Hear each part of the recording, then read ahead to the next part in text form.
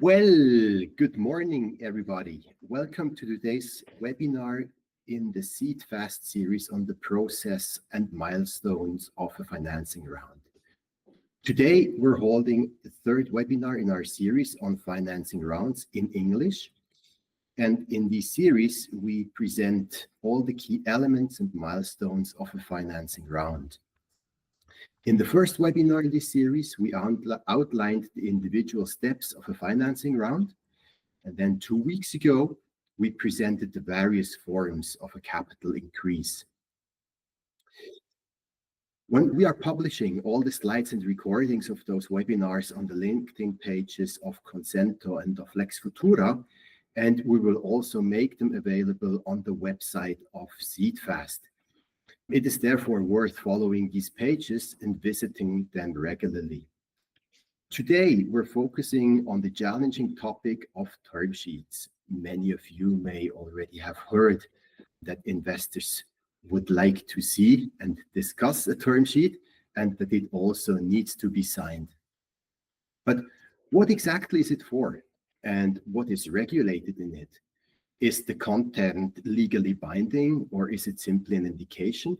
And something I'm personally always struggling with myself is the question whether that content of a term sheet is carved into stone or if I can adapt it individually to each investor. I would like to welcome Alain Friedrich from the law firm Lex Futura. He will present the term sheet to us today and clarify those fundamental questions. Thank you, Dominik. A warm welcome from my side as well.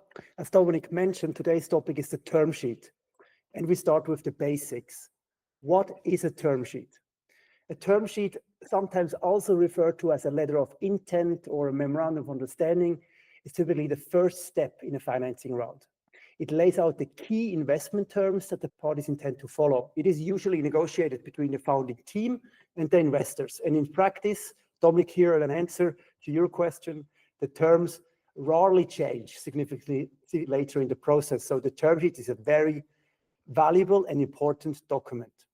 It helps identifying deal breakers early before time and money is spent negotiating the final agreements, which are much longer and which go into much more details.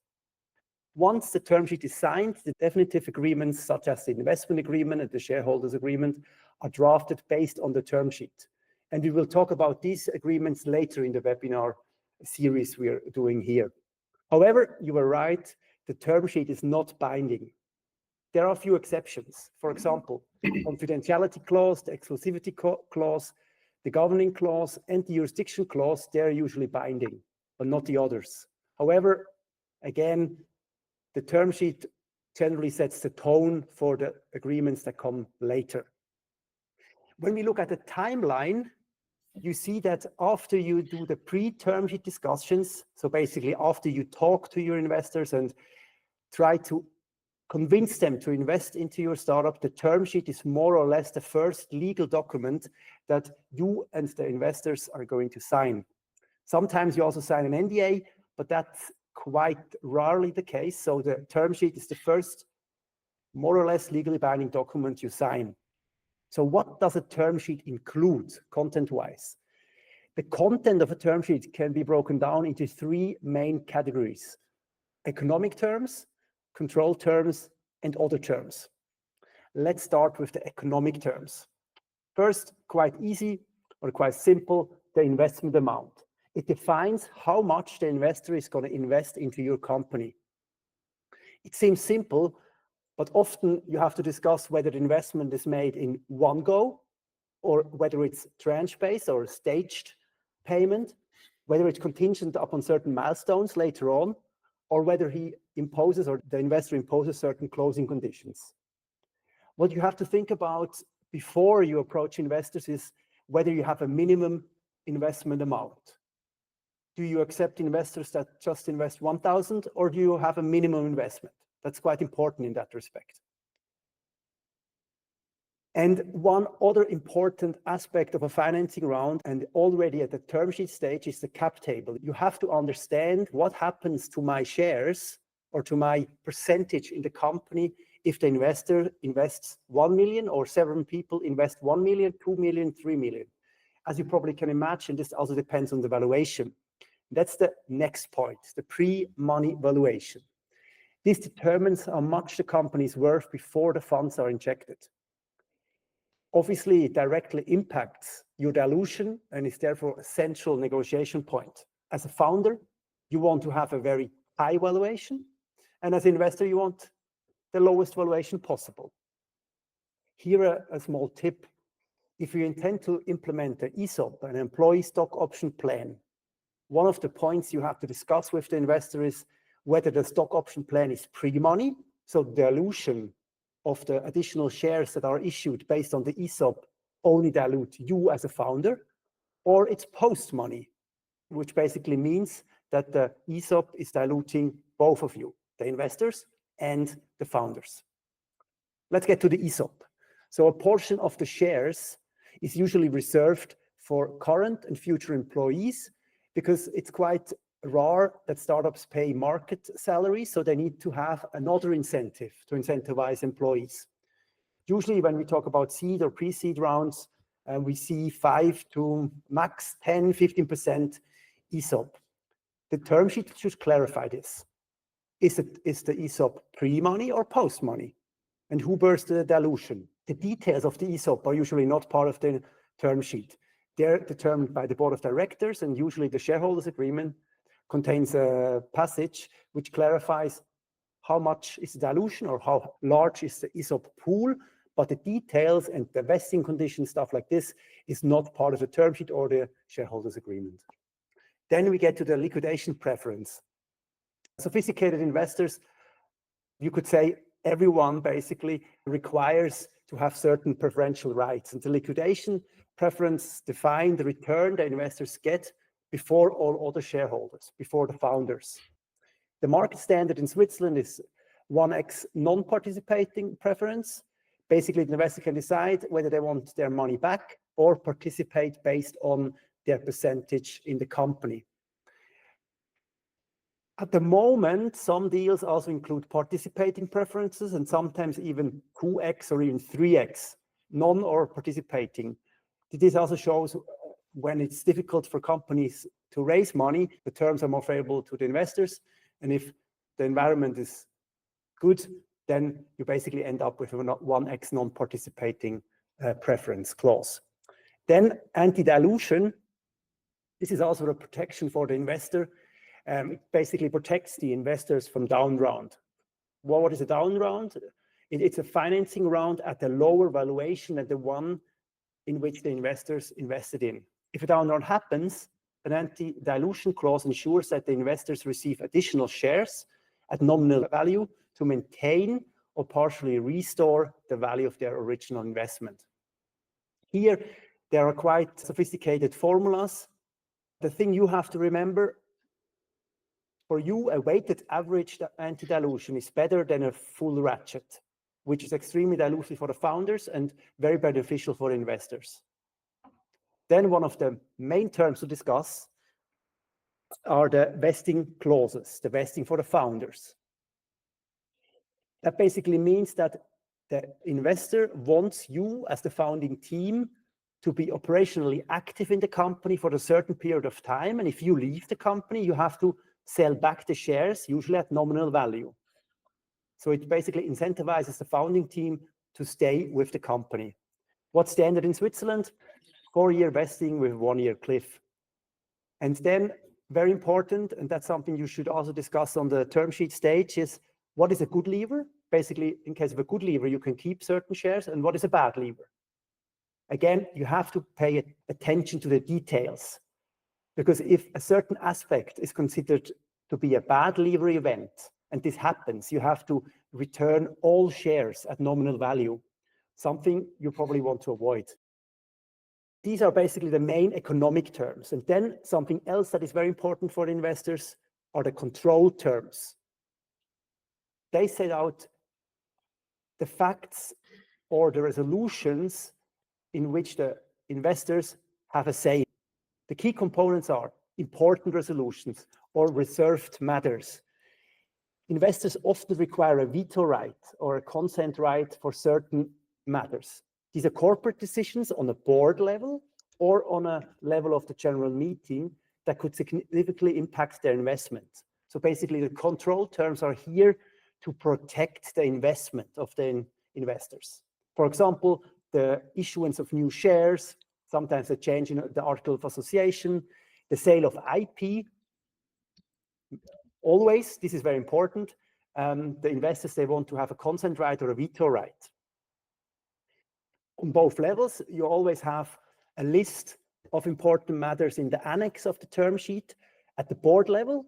So all the matters that are determined by the board that are important, usually the representative of the investor has to consent. And at the shareholder level, it usually requires a qualified majority to consent to these matters or an explicit consent of one of the shareholders, mainly the investors. And for you as a founder, it's important that you clearly define these resolutions and think about what is your main goal and where do you want to have the investor have a say in and where not. One also important factor is the board composition. It's standard for an investor, usually the lead investor, to receive a seat on the board of directors. So that's why the term sheet to specify how many board seats there are, who appoints them, who has the right to appoint a board member, and something also important, do you as a founding team retain the majority control in the board or not? Important as an investor, under Swiss corporate law, shareholders without the board seat have very limited rights. That's why it's important to have a shareholders agreement in place where you have contractual rights towards the company, mainly information rights. Then we also come to the other terms. The first one, as I just said, the information right. Shareholders in Switzerland are not very well protected, mainly minority shareholders. That's why you need to have a shareholders agreement to ensure that you have contractual rights to certain information. What's common, usually a quarterly or even a monthly reporting, which is issued by the board and then distributed among all shareholders. Access to certain KPIs, financial or operational KPIs, and often also the budget for next year. So the investors can overview their investment. Without such contractual rights, they don't really have the right to such information. And then a standard clause, I put them under the other terms, but you can also put it under control terms, the transfer restrictions, the right of first refusal, the tag-along and the drag-along right. All these rights are basically here to protect the cap table, basically to protect the existing shareholders and ensure a strategic alignment among all shareholders. So it's not possible to dispose of the shares to someone that is not part of the shareholders agreement or that's not part of the initial group of investors. Then a term sheet usually covers confidentiality and exclusivity as well. Confidentiality obviously protects the deal terms from being disclosed to third parties. And the exclusivity often protects the lead investor, the investor that is negotiating with the startups, from the fact that the company is then shopping with other investors during that exclusivity phase. Usually the exclusivity phase is between 40 and 45 days. During that time, you basically negotiate the final agreements, the investment agreement, the shareholders agreement, and conduct the due diligence. The next webinar is about the due diligence, so stay tuned. And then basically the required documentation. The term sheet should also outline what agreements will be signed after the term sheet, because you remember from the timeline, the term sheet is very early. You still have to negotiate the final agreements, basically the investment agreement, the shareholders agreement. Usually you also draft the board regulations and new articles of association. Sometimes there are also other closing deliverables. For example, if you're a GmbH in Switzerland, you have to convert into an AG prior to the round or during the round. That's something that is very important. You have to disclose it in the term sheet because it often complicates the deal or the transaction, and the investor has to be aware of it. And it's also good if you're in a situation like this, you are in GmbH and you want to convert, that you talk to your lawyer before sending the term sheet to the investor, because the conversion itself in the startup space is not the easiest due to several reasons. And finally, and that's something that is quite standard in Switzerland, is the cost allocation. Many, if not all, VCs that invest into startups have a condition that the startup itself bears a certain part of the transaction costs of the VC, subject to a cap, usually 10 to 20,000, something around this. Basically, the founder should clarify when the cost coverage happens, usually only if there is a closing. And the amount has to be capped and be reasonable. That means that after the round, indirectly, the investor pays the transaction cost because his investment is not 1 million, it's only 980,000, but the money is coming out of the company after the round has been closed. As you can see, the term sheet is not just a summary, but it's a strategic document that is probably the most important document in the entire financing round because it's the basis of the final agreements. A well-negotiated term sheet speeds up the process, prevents a misalignment later, and sets the stage for a smooth investment process. So it's pretty safe to say that it's worth spending time on it and thinking about these terms we just covered today. Dominik, that's about it regarding term sheets. Do you have any questions? Or are there any questions? Yes, thank you, Alain. Yes, there are questions that I would like you to answer. The first one that we have is, you can find term sheet templates on the internet. Why do I need a lawyer? And why can't I just fill in the template? I mean, you can obviously use templates, but as you know, the situation in a specific company is often very specific. And if you're able to read a term sheet and also understand the consequences of certain terms, then you can try to use a template. I would advise against it. I mean, at least if you want to save cost, is to fill it out and then have it checked by someone who has experience in financing rounds. Because the problem is sometimes the devil is in the detail. So just to have a standard term sheet without really thinking about the details, for example, in the vesting, I've seen a lot of term sheets which state basically vesting, 4-year vesting, 1-year cliff. That's fine. But if the investor expects someone who leaves the company voluntarily to be a bad leaver, and you think this is a good leaver, and then you only realize once you get the final documents that for the investor, this is a very important term. You've spent a lot of money and time for something that you could have discovered early. So that's sometimes the problem. You only realize certain points at a later stage, and sometimes you also see deals being stopped and broken because they didn't have a full coverage of all important topics on the term sheet. Mm-hmm. So, summarized in a nutshell, you can say that the templates are quite generic, but you have to pay attention to the individual circumstances and also individual expectations by the two parties, and need to reflect this also in your tailor-made term sheet. And the second question goes in the same direction. In my pre-seed round, I already had a term sheet drawn up by a lawyer. Can I use this one-to-one again?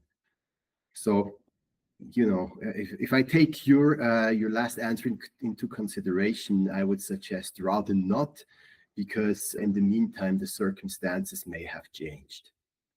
Exactly, especially if you had like the terms of a second or third round are different to a pre-seed round. You may have another lead investor that wants an additional board seat or not. You may want to shorten your vesting period because you've already worked, let's say, 2 years, and you don't want to restart the vesting period of 4 years. You may want to have certain shares not being subject to the vesting because you've already done something. And the liquidation preferences in further rounds, they also have some peculiarities, since you have to discuss with the existing investors and the future investor how the waterfall is, whether they are on the same level or whether there is there's a down round, the previous investors get additional shares, at what valuation, stuff like this. So you should not use the same term sheet for one round and another. Obviously, about 60% or 70% can probably be used, but the important stuff you have to think about individually. So creating a term sheet is not a copy-pasting exercise, Definitely but not. needs the reflection of somebody who is experienced in that matter and the advice of that person who has seen many discussions between investors and the startups. Correct. Good. Then we have a third one, and it says, that's a good one. How many details of the term sheet need to be defined? For example, does the term sheet stipulate that there shall be vesting terms and details are regulated in another document? Or are all the details, like what you mentioned before, the good and the bad lever, regulated in the term sheet itself?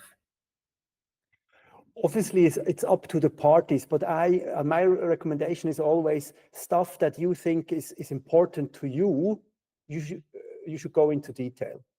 If you think I don't really care about, let's say, drag along at the pre-seed stage, then you can, but you don't really have to go into detail. But the vesting, for example, is very important.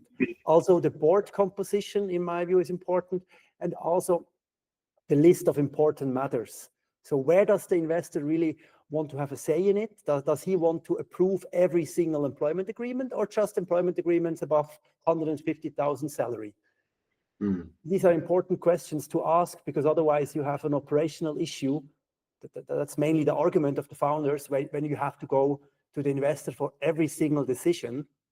That's probably my recommendation. You go into detail where it matters to you, because you can only answer that question for yourself. And you don't really have to go into detail in matters you don't really care about. And by your experience, how long are usually the term sheets? Is it a one-pager, or is it a legal document that is 10 sides long? That really depends. You always see if founders prepare a term sheet, then it's more one page. But if the investor has a lawyer, for example, or if the investor is experienced, you often have 2 to 3 pages term sheets. If you include the annexes, you often end up at 5 pages. But you have to see the work you do at the term sheet stage is not for nothing, because you can basically copy and paste from the term sheet into the shareholders agreement, and it makes the shareholders agreement drafting and negotiation process much more efficient if you have already agreed upon the major stuff at the term sheet stage. So it really depends. Okay, thank you. I think that's so far all with the questions. Let me check if we have received any additional ones. No, there are no additional ones. So I would like to thank you, Alain, for your explanations, and also make an outlook to our next webinar, which will be in 2 weeks' time on the 16th of April, and that will cover the topic of the legal due diligence. So Alain, again, will explain what a legal due diligence is and what in particular, as a founder, you need to pay attention to. Correct? I'm looking forward to that. So do I. So looking forward to the webinar, but also to seeing you again. Alain, but also the participants today. And yes, that's all for today. So thank you very much for attending and have a good day. Bye-bye. Bye-bye.